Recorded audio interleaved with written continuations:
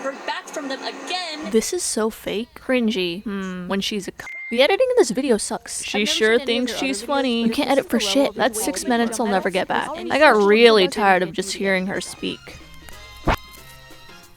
Welcome to Psych IRL, my name is Donna. So a few weeks ago, one of my videos blew up, and it blew up to 500,000 views. And for a channel of my caliber, aka minuscule, probably non-existent, it's kind of a big deal.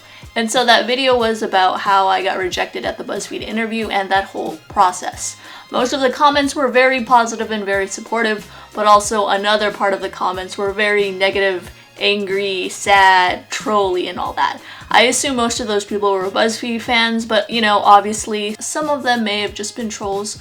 But to be honest with you, responding to angry Buzzfeed fan comments is kind of a better title.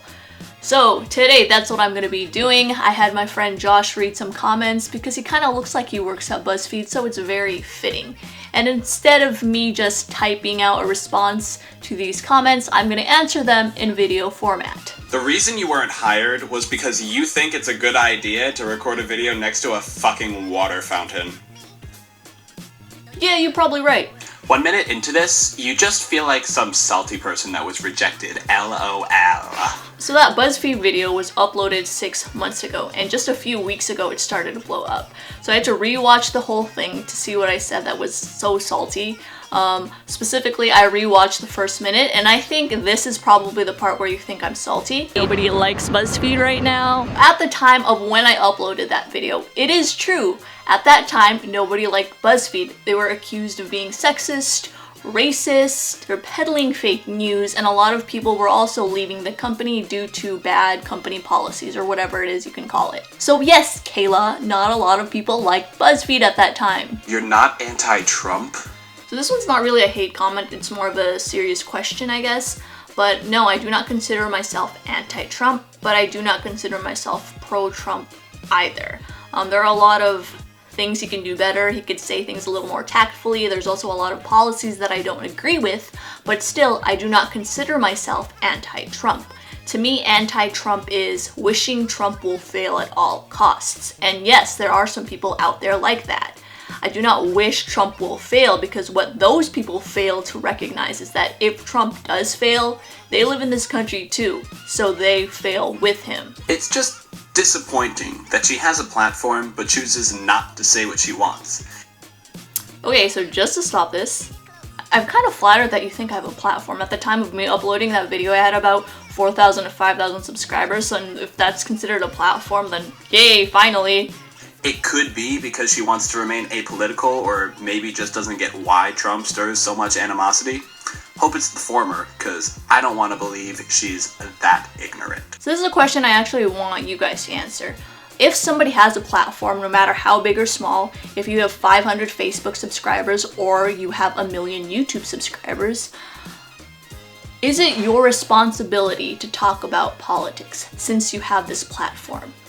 In my opinion, I think it'd be nice, but I don't think it should be a responsibility because people highlight different issues. Bob can be very passionate about animal rights, while Susan can be very passionate about poverty or homelessness and solving that. Is Susan considered a bad person for not talking about animal rights? To me, the answer is no. People highlight different issues in their minds, and they can talk about the issues that they're most passionate about. And for me, politics, of course, is important, but it isn't my specialty, it isn't my forte. And this person doesn't watch my videos because I do bring issues up from time to time, but I believe where you should be getting your politics from is from an unbiased source. I'm human. I sometimes project my biases without even noticing it. So I choose not to talk about politics as much as other people. And also, I think it'd be weird if a comedy channel like Miranda Sings or something like that would talk about politics. I don't think she has a responsibility to talk about politics. I'm not against her talking about it at all, but I wouldn't blame her if she didn't talk about it. Well, now that you made this video, they're going to change the hiring questions now that we know what it is in advance, you dumb fuck. So now, this question is probably invalid. Okay, cut it off. Oops. Okay, listen, Cupcake. You don't even have to make a video. You can just submit your picture and they'll hire you for sure. No, but in all seriousness, if you're applying for a position, they still have to ask you the fundamentals. So if you're applying for a video editing internship or whatever, they're still gonna have to ask you, do you know how to edit on Final Cut Pro or Adobe Premiere Pro? They can change the phrasing of all of that stuff, but they still have to ask you the fundamentals. So at the end of the day, that video was made 6 months ago. I'm super happy that it blew up a couple of weeks ago. This comment basically sums up how I feel as of now. Also, Josh read it wrong, so that's the end of the video. I hope you guys liked it. Stay psyched. Glad that you won't have to paint with your period blood. Ha! Glad that you won't have to paint with your period blood. Glad you won't have to paint with your period blood. Fuck that one. Don't use that one, Don. If you use that one, I'll hate you forever. Glad you won't have to paint with your period blood. Glad you won't have to paint. No. God, what am I doing? I don't even know.